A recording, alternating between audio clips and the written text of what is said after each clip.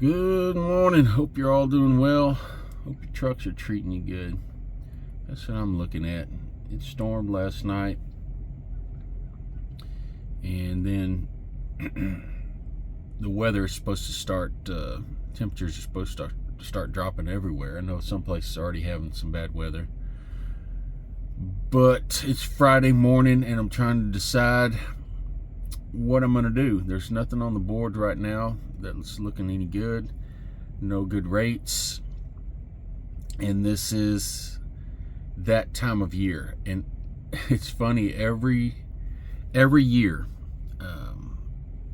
in January, the first week or two of January, I see these people saying, "Oh, the rates are looking good. The volumes are picking up.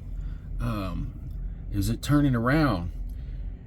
And it just makes me laugh because this happens every year. This is the time of year when these companies are loading up their trailers and they're parking them. They're hiding their stock somewhere, or somebody's buying stock and they're parking their trailers. And what's also happening at this time of year is rental trailers are getting returned. So there's thousands upon thousands upon thousands of rental trailers out there at FedEx and Amazon, and just every shipper has them, and they're getting returned back to the rental places this time of year. So from that week after Christmas until right about now, things look really good, and everybody gets excited and they're thinking, "Oh my God, things are turning around."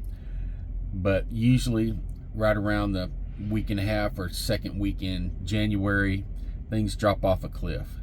And hopefully the cliff won't be that far, because we were already slow to begin with. So hopefully it just goes back to what it was right before Christmas, and not much worse.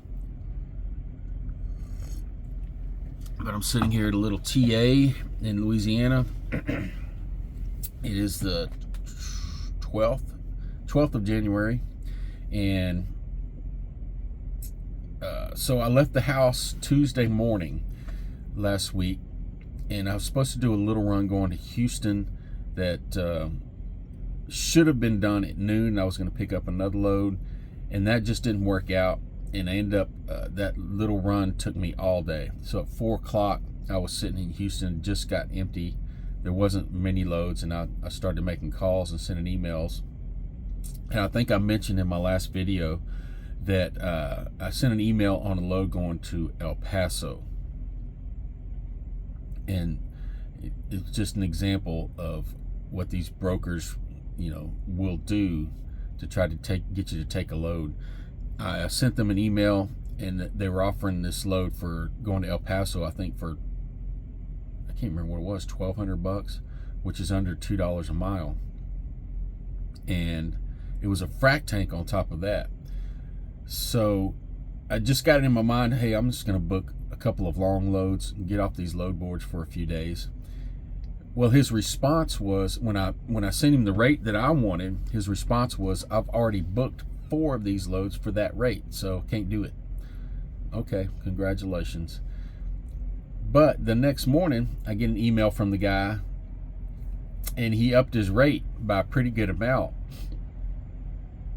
And I said, "Well, that's great, but my rate is going up today." And so I think I threw $2,000 out, and he said couldn't do that, and he emailed me back about 30 minutes later, said he could do $1,900. So I did $1,900 and went over to pick up this frac tank at a rental place, and I got to talking to the lady in there and told her what happened. She said we didn't move a single one of these frac tanks yesterday. He lied to you. And I said, well, I kind of figured that. He was just trying to keep, I'm sure at that point he was trying to keep about half of that rate that he was getting paid. And I'm certain that he still kept a pretty good amount, even though I got paid $1,900 on it. Usually on those frac tanks, I'm getting over $3 a mile. So no telling how much she got paid. I didn't ask the lady. I don't normally do that. But I booked that one, and I took off with that one, and there were a couple of loads coming out of El Paso, and I made a couple of calls. And my normal person that I contact down there has a run coming back to Houston usually, but she didn't have it that day, and so I took a run going all the way to Florida. Not something I normally do, but it was something that I figured I could take all weekend with it, take my time, and unload on Monday and see what happens. So I picked it up, started out with it, and I called the receiver, as I always do, as I'm leaving with the trailer or before I leave. And the guy said, "When are you going to be here?" And I told him, "Well, I could be there Monday." He goes, "You can't be here over the weekend?" He goes, "There's another guy bringing a trailer over the weekend or Friday." And I said, "Well, I can't be there by Friday." I said, "Earliest I can be there is late Saturday or early Sunday morning." And he said, "Well, if you can get here Saturday, give me call a couple hours ahead of time, and you can unload on Saturday, and that way you can get back on the road." And I really appreciate when people do that, because a lot of people don't understand that we don't work by the hour. And so I was looking at the miles, and I really had to pick up the pace, which I don't really like to do, but I got it in my mind that, if I delivered on Saturday, I could, either get a reset in or find something else and get me out of Florida. So I ended up getting there on Saturday, delivering, and there was nothing on the load boards. There was one boat going all the way to California. There was a dedicated run that was within Florida. I didn't want to do that. And there were some scammers offering loadout trailers that didn't exist, and they were trying to do the bait and switch on you. So I looked on Amazon, and there was a load picking up 1 mile from where I was sitting, and it was going to Memphis. And didn't really want to do that. I don't like to do those long runs for Amazon because they don't pay diddly. So I sat there and watched it, and within 30 minutes it went up about a couple of cents per mile. Went up to like $1.40 something a mile. And I said, well, it'll get me out of Florida. It'll get me to Memphis, and that's a good area. So I jumped on it, and I went to Memphis with that one, and then I found a load coming almost straight back to the house, and I was home Monday evening. So 4,000 miles later, 4,000 miles, almost 4,000 miles, which that's something I never do. I don't like just going for the miles. It just, the whole time I'm thinking about how it's tearing up the truck, and a lot of people do that. They'll just book $2 a mile, lots of miles, and haul ass on it. But to me, that's not sustainable. So nearly 4,000 miles, $8,250 for the week, so a little over $2 a mile, and that's with very, very little deadhead. So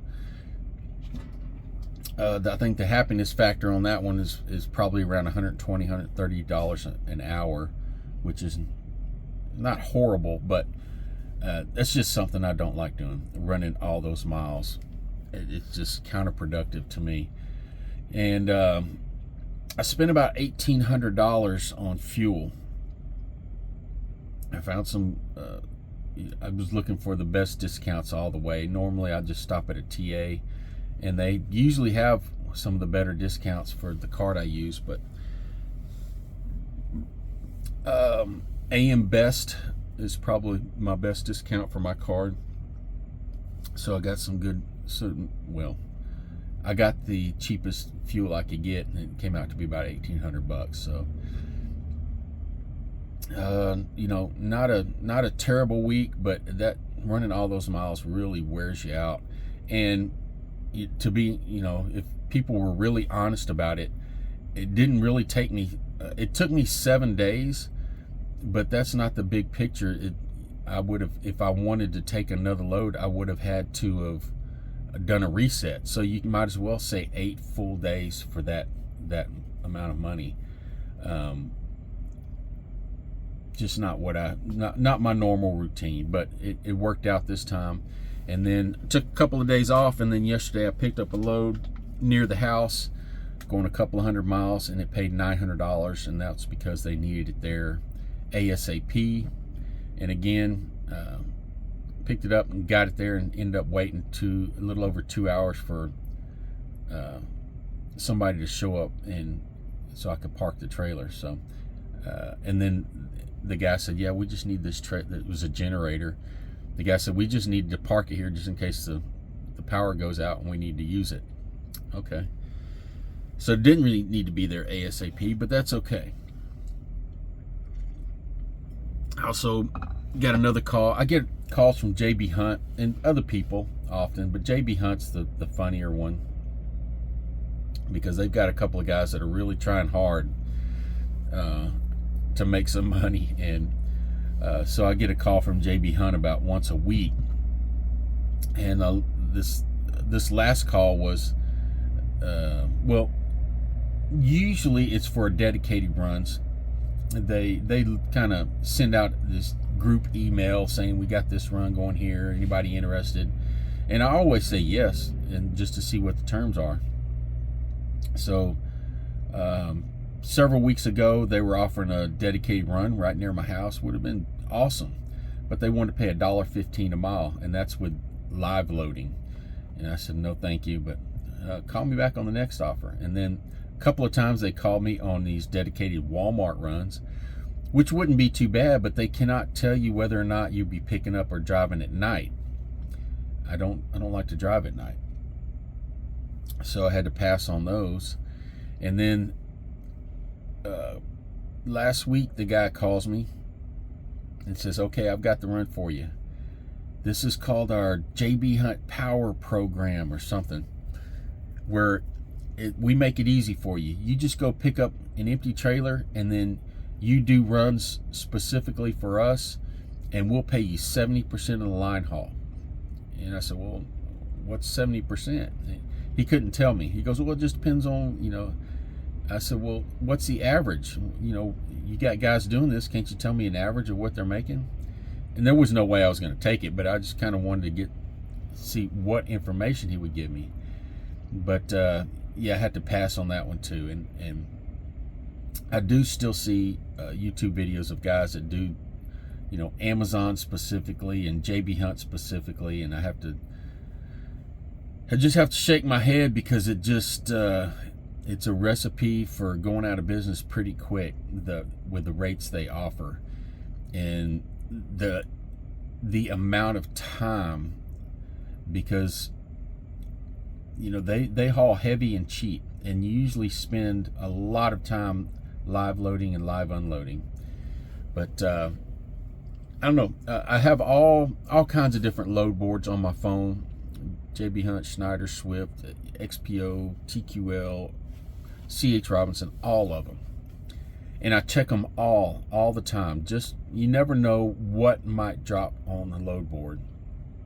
But for the most part, these guys that are just specifically doing JB Hunt or Amazon, they're just really cheating themselves out of a good payday. And some of these guys doing Amazon, I understand that they're doing blocks, and they've got stuff scheduled out for a week, but still it's for peanuts. And you also lose all your freedom because you're not doing it on your schedule. Occasionally I do Amazon loads. Normally it's very short runs. If I end up delivering to a city, and I've got an hour or two left on my clock, I will look on the load board for these short Amazon runs that are close to me, and sometimes you can get them for $2 a mile or better. And it's kind of a little, someone told me it's a little snack. Just get you a little snack and then go back to the regular meal later. So I see these guys camped out in front of the Amazon all the time, and that, again, I have to shake my head, because even if you're doing the blocks, you're still cheating yourself. But hey, more power to them, because the more people that are doing Amazon, the less there are taking my spot loads. So Jumping off here, got to get on the load board and see what we get today. Hopefully, cross my fingers, find something good.